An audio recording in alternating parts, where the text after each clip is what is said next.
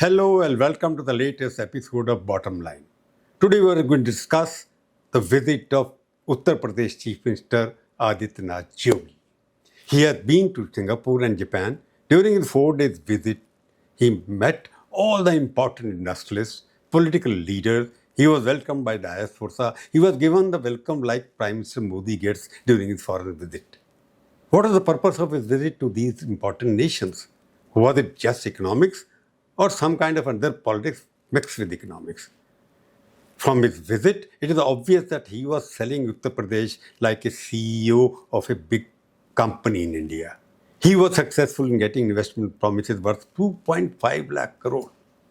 He promised a Japan city in Uttar Pradesh. He promised semiconductor facility in Ghaziabad. He promised land 75,000 acres to various industries. You come to Uttar Pradesh, you will get the best law and order, you will get the best security. He sold Uttar Pradesh like no CEO could sell his company abroad. What was the outcome? Why did it go? What did he achieve? What did he speak? We are going to discuss in BottomLine these very subjects. I have been joined by my colleague Shankkar here to dissect and make sense out of his visit in this episode of BottomLine. So welcome Shankkar. Today we are going to discuss how politicians are indulging in economics now. For them, investment is a great achievement. Chief Minister competing with each other to get the foreign investors back home. That ours is the best state. Come and invest. हमारे घर आइए, invest करिए, सब कुछ आपके लिए खुला हुआ पड़ा हुआ है. तो कंपटीशन हो रहा है. प्राइम मिनिस्टर तो पॉलिटिकल एंटिटी बने हुए हैं. He wants endorsement, international endorsement, विश्व गुरु बनने के लिए. And our chief ministers are particularly competing that they want to make their state the best global investment destination. In that series, it seems Yogi ji has also started his yatra.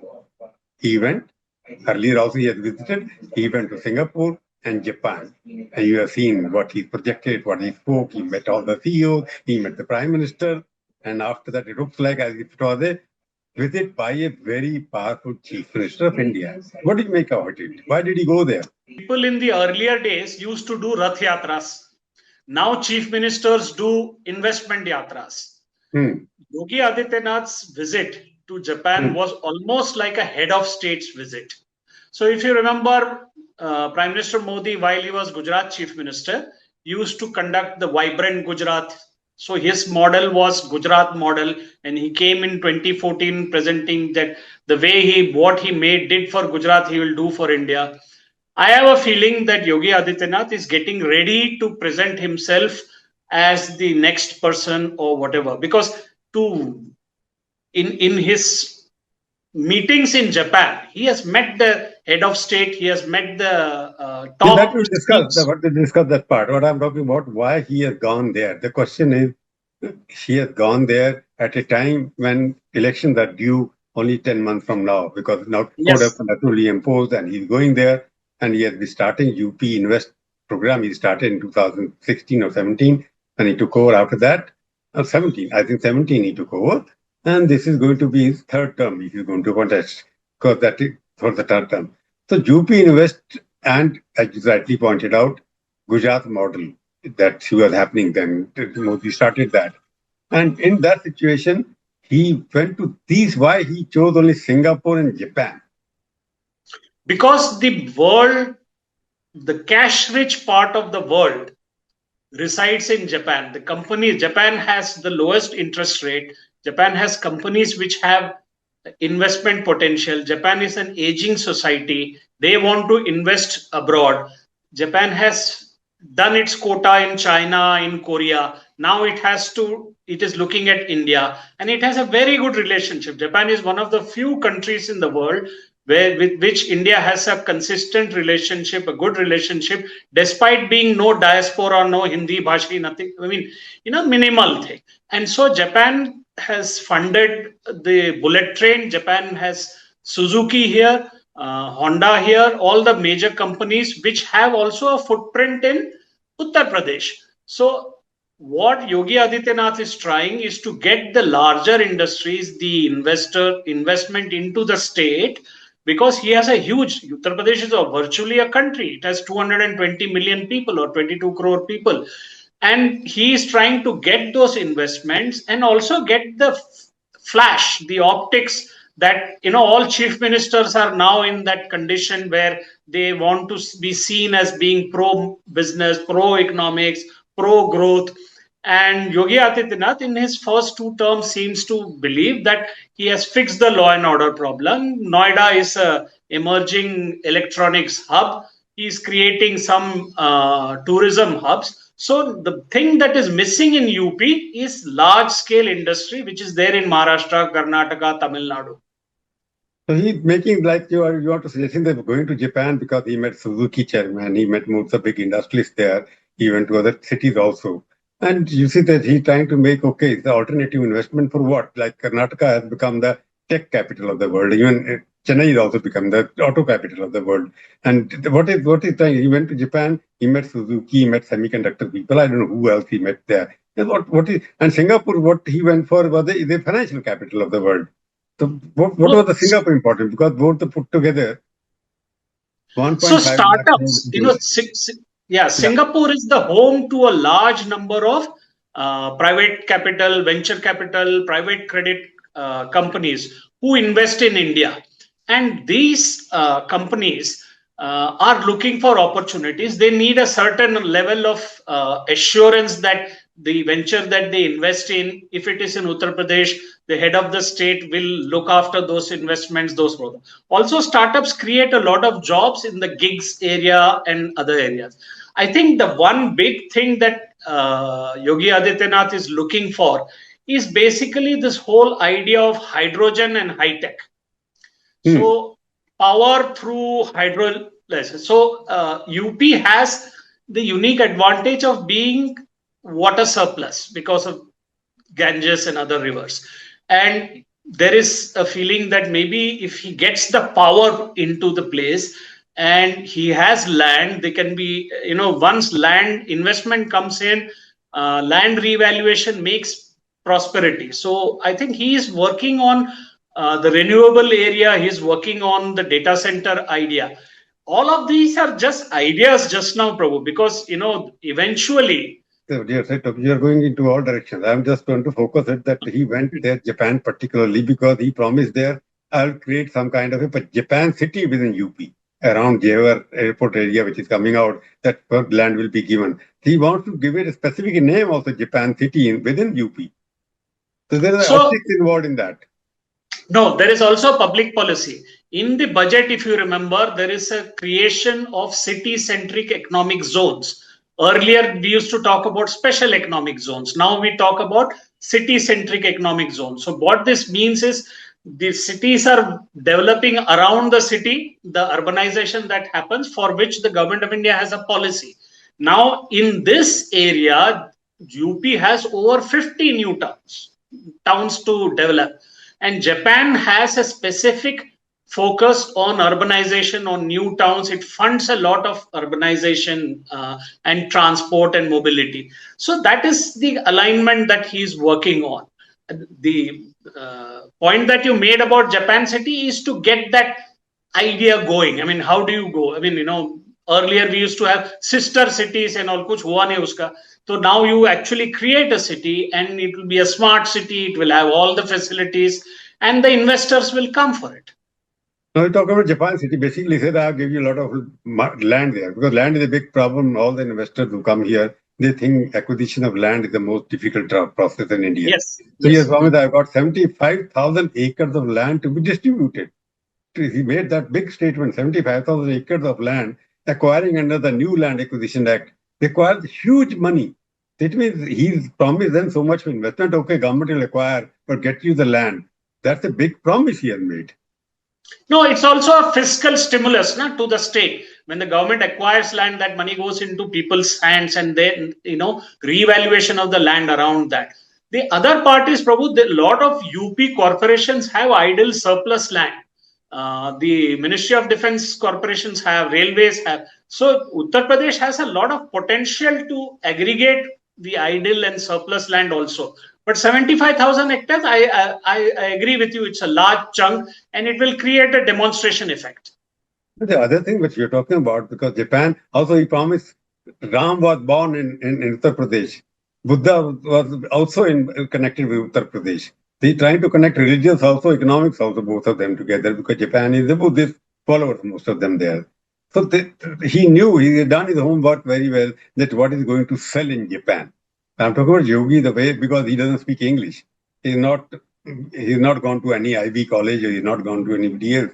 But he is marketing himself as the person who is in interested in investment. How you define it would change in presenting himself, got kind of welcome he got from there. So if you look at it, the choice of Japan is a very interesting choice. One is the economic reason, the money power is there, the low interest rate, JIC is there, they fund large investment project, large long term 10 20 साल के लिए invest fund करते हैं. But Japan is a non-English speaking country. They don't look for this hi-fi thing. They are looking for a person who will deliver. So Yogi has gone there and presented himself as a person who can deliver. And in that, whoever has made the arrangements, he has got obviously very good support system going. Whether the government of India is involved in this or not involved, this is unclear, but the ambassador is sort of there in a couple of functions. So I think what is interesting here is that he has chosen where language will not be a handicap, where technology will be the focus, and where there will be this idea of taking ideas from Japan. Like one of the places he went to was the magnetic rail thing. So that is the next level of bullet train, which is magnetic levitation. The train works on that. So he went to see that.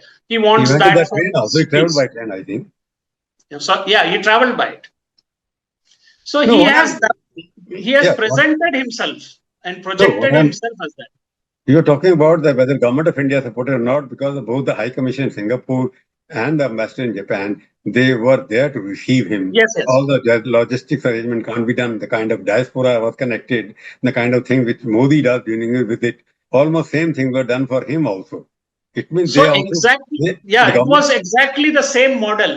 The reception by the local diaspora, the cultural facilities, the conversations, all of them were in the Modi model in that sense of engagement, of investment talk. There is an investment speak that I have done reforms, we have made things easier, ease of doing business, I will give land, there is power. So this is investment speak that goes back to the vibrant Gujarat days. So he has taken all this and he has projected himself as, one of the things that he didn't have the aura of, which say a Chandrababu Naidu had or Devendra Fadnavis has now, is that aura of being investment friendly. And here he has stepped in. Your experience, do you think that he's making a pitch for the future? Because I don't think he needs to become investment friendly to become Chief Minister of Uttar Pradesh again. It's a different story there. No, basically, UP is never seen to attract UP investment as such, because he has been hosting UP investment meet all the time. All the big industries from India have gone, from Mukesh Ambani, Anand Mahindra, Mr. Tata, and Chandra has gone there. Everybody you name, they have been there, because his aura locally is much more important. Domestic income, he is the second most powerful politician, popular politician, and he dresses himself in such a way that his simplicity, there are no corruption charges against him. So whenever he calls the industry, they go there. And UP in the last 10 years, in terms of growth, is not behind anybody else. It may not be number one or number two. His budget is huge now. So things are happening in Uttar Pradesh. Maybe Prime Minister, because he also comes from UP as elected member of the UP. So he also wants to project it as a destination other than Gujarat, because people are accusing Maharashtra and Gujarat of something happening. So maybe he can't go to Japan and Singapore without prior permission of the Ministry of Foreign Affairs and the Prime Minister. That is the protocol. No, so the alignment is there. I'm not saying that it is misaligned. I'm saying beyond that, there seems to be, or at least it is seen as a projection of a possibility. Well, the commitment is there. You look at the figures he has promised. He says 1,50,000 crore rupees committed investment. Committed investments. So 90,000 crore rupees from Japan and 60,000 from Singapore. And then 1 lakh is promised. Total investment which is promised to come in Uttar Pradesh during the next couple of years. When it will come, we don't know. 2.5 lakh crore is huge. No, and exposure to investors who have either signed MoUs or who have investment ideas worth almost 4 lakh crores between Singapore and Japan. So whether 4 lakh crores comes or not eventually, the point is that a state like Uttar Pradesh attracting that kind of attention, I think is very good. I mean, particularly because it has a very young population. Uttar Pradesh's average age is 25, 26, whereas India average age is 29. So it's a very young population, slightly older than Bihar. Bihar has the youngest population. So for Uttar Pradesh, this creation of the jobs at the intersection of rural and urban economy, because service sector jobs, only so much you can create in Uttar Pradesh. So the gig and all those things are happening. But to be able to create manufacturing jobs or downstream jobs, one of the things that might happen if he has data centers and hydrogen power, renewable power, is downstream a lot of industries will come. No, what is happening? UP, as you said, 25 crore people, 24 crore people, every sixth Indian is living in UP. Yeah. The huge market for everything else. The unemployment is also very high. Per capita income not that high as it is in the last 20 people. Very low. So there is a potential for growth there in Uttar Pradesh as well. There's huge potential happening there. And he's creating infrastructure because the highways, he's creating 6 international airports have become, maybe some are not functioning at all. So his message was for him, okay, invest in UP. Can Nitish Kumar, Bihar and UP put together are almost 30% of India's population? And very much so. If UP grows, India grows much faster then. No, average per capita income is less than 1 lakh. And if the upside, what CK Prahlad used to say, rainbow at the bottom of the pyramid, for that kind of state to even increase its potential by say 25%, 20% by creating jobs and income, will add to India's GDP and India's per capita income. That is for sure. Which is why I think maybe there is a concerted effort from the Prime Minister also to sort of get that state going. And in a sense, since you know the development of Noida, I mean, before Noida, there was no, I mean, UP's industry was basically brass ware, the weavers, the textile units. Now actually, it's a very sparkling example of what you call electronic components and electronic hubs thing. And there are new PLI ideas coming there. So it makes you wonder, I mean, that if all of this put together makes him, as we said a few weeks back, that Devendra Fadnavis could well be a possible successor, whether Yogi Adityanath could be a possible successor. No, so that will come to politics later on. I'm talking first economics now. The question is, he has gone to the countries which represent the new glamorous industry investment, semiconductor, electronics, finance, services, which are all missing from Uttar Pradesh. So this was a targeted visit where he wants to bring things to UP which don't exist there at the moment. Obviously, also, Prabhu, these are the only investments happening. People are not investing anymore in automobile plants because we have enough plants. I mean, you can have another extension plant or whatever. The big investments are all, the big money, the billions are all in these new areas. Hydrogen as an energy, data centers, in chip manufacturing, in precision agriculture. These are the new areas where the money is ready to come. And so he has targeted, and also this going to Singapore is a very smart idea to sort of target venture capitalists and private equity to invest in UP startups. UP startups have a different flavor in he spent a lot of time with the Max. He spent a lot of time with the Max leadership. And the Max is funding a lot of investments in India for the hospital. They are doing Manipal Hospital. They are investing. Obviously, you want the health sector also to be developed in Uttar Pradesh. Yes, but in terms of modern health sector, there are not enough hospitals of that kind in Uttar Pradesh as they are in Bombay or in Delhi or in other part of the country. So health is another, I can see that health is another sector which they are trying to emphasize there. No, also skilling. See, the Singapore government and Japan government, both the governments have skilling and reskilling programs. So the university approach, I mean, asking universities from there to sort of come and set up campuses here, or skilling institutes to come and set up campuses, makes sense, because UP has the young population. It can be sort of be the data center. At the same time, it can be a logistics hub. It can be a fintech center. So he's focusing on the skills aspect also. I think the Singapore, I'm most sort of curious as to how much of the Singapore investment will come through. That would be very interesting, because that is sharp money, startup money, which will see, because once they invest, they want the money back in 5 years or 7 years through an IPO or an exit. So that And sharp money will be interesting. they also want a security of their investment also, no? Because UP Correct. sometimes they think law and Very. order, law and order. I'm quoting a statement. He made the statement there in both the places.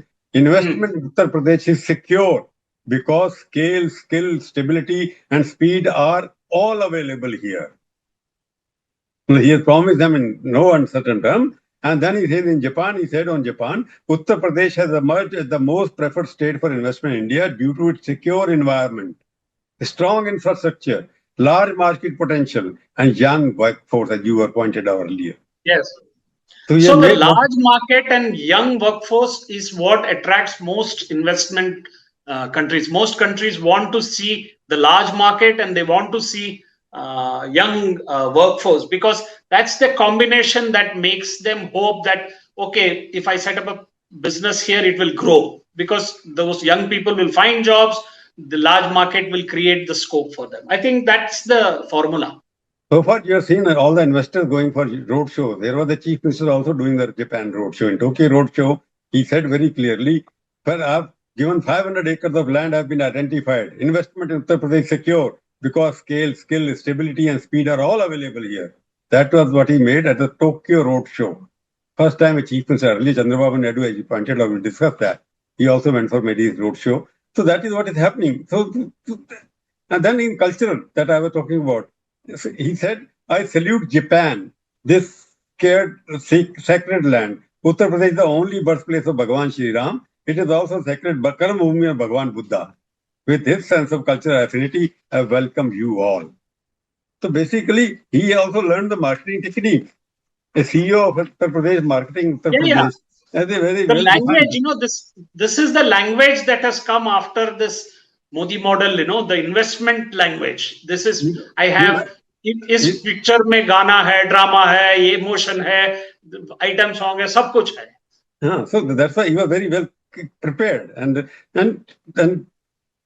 that is very interesting. Now coming back to that, here is the chief minister. A lot of people all over India are interested in him. They think that he's the saffron successor of Narendra Modi. Where Amit Shah is not the saffron successor. Amit Shah is the administrative successor. They call him the saffron successor because he's more saffron than Modi. Therefore, a lot of interest in Uttar Pradesh chief minister. In the rest of the country, they see him, what he looks like, how he does he behave, and the way he's conducted himself. There is no question mark about his integrity so far. There may be question about his casteism and whatever they call it. But I'm going to do, if you look at the Indian competition, because I said in the beginning, there is competition happening. It started with Chandrababu Naidu in the first term when he did a road show in America, calling investment in that time. He went on a bus, he took journalists also, one of the editors also went to him as a guide. So what Chandrababu started in early 2000, this fellow started now. And he's competing, as you said, there are Davos heroes and there are non-Davos heroes.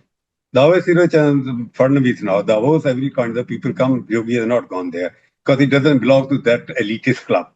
He belongs to the ground level. People like Modi and Yogi come from the same league of background, not league anything. So Chandrababu Naidu, Devendra Fadnavis, they all belong to that group. So now you think because UP is a bigger market than Maharashtra. Maharashtra is already saturated in terms of investment. And Andhra Pradesh can be more liberal in terms of what promises Chandrababu Naidu makes, his son makes. So UP, you think Chief Minister UP is now competing with all these 3-4 of them? There are no other Chief Minister competing global investment. No, just the size, na Prabhu. Just like he has 80 seats in parliament, he has a huge market. I mean, 220 is like having Germany and France put together. I mean, it's a huge market, huge population, and the geographical size of UP also is interesting in the sense that you can afford to create zones, you can afford to create special industrial corridors. So depends on how he imagines this whole thing. Like the conversation on cities that we were discussing that he has had in Japan is interesting because he'll push a lot of cities in Uttar Pradesh will get some ideas. The main thing is that he's projecting himself as a non-urban person but as a pro-investment person, whereas Devendra Fadnavis and Chandrababu Naidu are both urban people. They have an urban background, English speaking, easy with film stars or whoever, whereas Yogi Adityanath is cultural icon in the sense of how he dresses, what he says, and he's popular among the masses. So that part of is there. The competition really is between these three. I don't see any a fourth chief minister. I mean, Tamil Nadu is actually the institutional framework it getting its investment. He doesn't have to. He doesn't have to convey because people go to Tamil Nadu. Okay, we want to invest here. Yeah. There is a pull factor. There is a push factor. There's a pull. Yeah. Both Karnataka and Tamil Nadu have a strong pull factor, whereas here this pull factor has to be created by people like Yogi Adityanath. Maharashtra has actually become slack, so they have to go and work on that to create. The left side of Maharashtra, if you look at the map, is doing well. The right side of Maharashtra is still struggling. You know, Vidarbha and other areas, they still need investments there. Shankkar, while concluding, I will ask one statement I want for it. Why did he go there? Make one statement. I think this is a projection of the future. He is preparing himself to be seen as the future Prime Minister of India. It's very clear. He has the political connection, he has the cultural connection. Now he wants the economic connection. So he is presenting himself as the next Modi model or the next model. Pro business saint. Pro economic saint, pro business saint. However, economics with a saffron wrapped in saffron. Economics wrapped in saffron. So that he went to project himself as a person who's looking for business. He means business. And what did he do actually for that? So he planned this very well. He went to a place where English speaking is not a primary focus, where they are looking for long-term investments. Japan has long-term funds. They are looking for particular types of investments in urbanization, in energy, in data centers and stuff. And then he went to Singapore, which has all the major startup funders, the private equity and private capital. So both the service sector aspect, the logistics and infrastructure aspect has both been covered. And he has not exposed himself to any boo-boos, any mistake, whatever. So he has gone and presented UP and presented himself. Yeah, he marketed both UP and himself. There is a state and there is a person who can give you assured security. He can give you all the infrastructure. He marketed the state as a state which is looking for investment and also giving you enough opportunity to make money. Correct. And third, what does it mean in politics? That he's given competition to all the other. He has made everybody else sit up. I am sure within the BJP and outside, people have sat up and taken note. 4 lakh crores promise is one thing, but the fact that he got the attention is, people would have sat up and said, okay, this is happening, So this is not an accident for Yogi. It means now you are saying that India is now really federal when it comes to economic policy. Modi, in terms of politics, may be some problem with the state government. When it comes to investment, Modi liberal is sending all the chief ministers to go and ask for investment. And UP leader in his own party is willing to project another chief minister, go and get the money. So the difference is that earlier Manmohan Singh time also chief ministers went. But here the question is credibility. Because he has two terms he has done. He is pitching for the third term. He is popular across the country. So he has credibility. Similarly, Chandrababu Naidu, because of his past, Cyber City, Hyderabad and all, he has credibility. Devendra Fadnavis, because he gets things done, he has credibility. So credibility is a critical factor here, much better organization, much better pitching than in the earlier days, where chief ministers would just go, जैसे मेले में गए आके जाके आते थे. So I mean to say, now after this visit to Japan and Singapore, Yogi has come back as a person who has much more, who wields influence, who has the capacity to market himself also as a reformer and a pro-business administrator. So in all these AI read forms, Prabhu, there is this thing. There are boxes which get ticked. The AI reads the thing. Now in Yogi Adityanath's case, one box which was empty or not filled has been ticked. He got investments in India, but his acceptance in Japan and Singapore will create that, as you rightly said, economics wrapped in saffron idea. He will get it ticked there. So Thank he you, has Shankkar. politics, he has culture Thank you, and Shankkar. economics. We have discussed the new economic warrior coming into the place in politics, in saffron-clad person. We'll meet next time, discuss some other subject. Thank you, Shankkar, for joining me for Bottom Line. Thank you. Thank you.